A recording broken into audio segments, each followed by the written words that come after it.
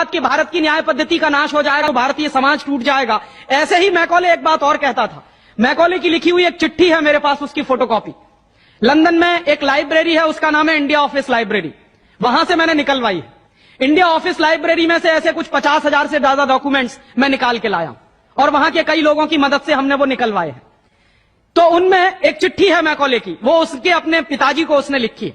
जब वो यहां ऑफिसर बन के आया है तो मैकॉले क्या लिख रहा है कि भारतीय समाज को अगर बर्बाद करना है तो भारतीय न्याय पद्धति बर्बाद करो। तो वो करने के लिए उसने आईपीसी बना दिया, सीआरपीसी बना दिया, सीपीसी बना दिया और बर्बाद हुई। दूसरी बात वो कहता था कि भारतीय समाज को बर्बाद करना है तो भारतीय शिक्षण पद्धति का नाश करो। तो मैकॉले कहा करता था कि जो भारतीय शिक्षण पद्धति है, वो खुद मानता था इस बात को, यह दुनिया की सबसे ज्यादा विकसित और सबसे अच्छी पद्धति। क्या होता था, यहां गुरुकुल चलते थे, गुरुकुलों में विद्यार्थी पढ़ते थे और विद्यार्थी 20 साल तक, 25 साल तक ब्रह्मचर्य का पालन करते हुए शिक्षा ग्रहण करते थे, संस्कार मिलते थे और वो संस्कार लेकर समाज में जाते थे। उन्हीं संस्कारों से संस्कृति बनती थी और वही संस्कृति भारतीय संस्कृति कहलाती थी।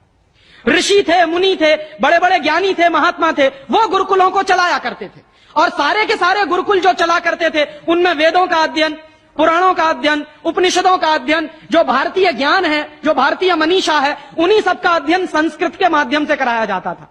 मैकॉले ने क्या किया कि गुरुकुलों का नाश अगर करना है तो उसने एक कानून बनाया। क्या कानून बनाया?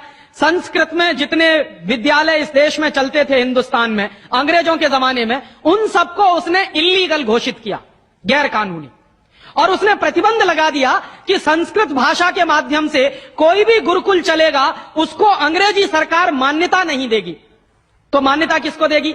अंग्रेजी के माध्यम से जो कॉन्वेंट स्कूल चलेंगे उनको अंग्रेजी सरकार मान्यता देगी।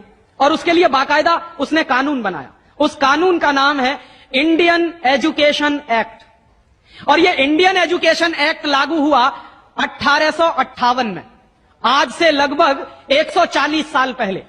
तो 140 साल पहले जो कानून लागू हुआ था अंग्रेजों के जमाने में, वही कानून आज भी चल रहा है।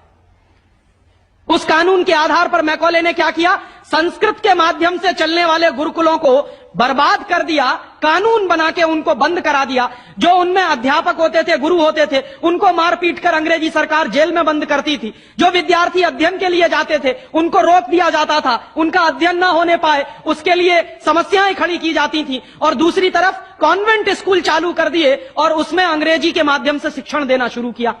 एक दिन उसने अपने बाप को चिट्ठी लिखी और इस चिट्ठी में उसने ये लिखा कि मैंने हिंदुस्तान में एक ऐसी शिक्षण पद्धति पैदा कर दी है जिसमें अगर हिंदुस्तानी विद्यार्थी पढ़ेंगे तो पढ़कर निकलने के बाद वो शरीर से हिंदुस्तानी होंगे, दिमाग से सब अंग्रेज हो जाएंगे। वो देख रहे हैं, अभी देख रहे हैं। तो शरीर से हिंदुस्तानी और दिमाग से अंग्रेज। तो मैकॉले दूसरी बात लिख रहा है उस चिट्ठी में कि जब वो शरीर से हिंदुस्तानी और दिमाग से अंग्रेज हो जाएंगे तो अंग्रेजों के हिसाब से सारे काम करेंगे। और वो विद्यार्थी जब कॉन्वेंट स्कूल में से निकलेंगे तो सबसे ज्यादा गालियां भारतीय संस्कृति को देंगे, सबसे ज्यादा गालियां अपने मां बाप को देंगे। कैसे? मॉम और डैड कह के। डैड माने होता है मरा हुआ और मम्मी माने होता है शव। इजिप्ट में आप जाइए, मिस्र एक देश है, वहां पे ममीज कहा जाता है किसको? मरे हुए आदमी के शव को। तो हमारी मां हो गई मम्मी और पिताजी हो गए डैड। आया कहां से ये? मैकॉले ने डाल दिया हमारे दिमाग में। और मैं ये कहता हूं कि मैकॉले तो मर गया, उसका बाप भी मर गया, सब मर गए, भगवान उनकी आत्मा को शांति दे, लेकिन उसकी जो आत्मा है वो हम सब में प्रवेश कर गई है।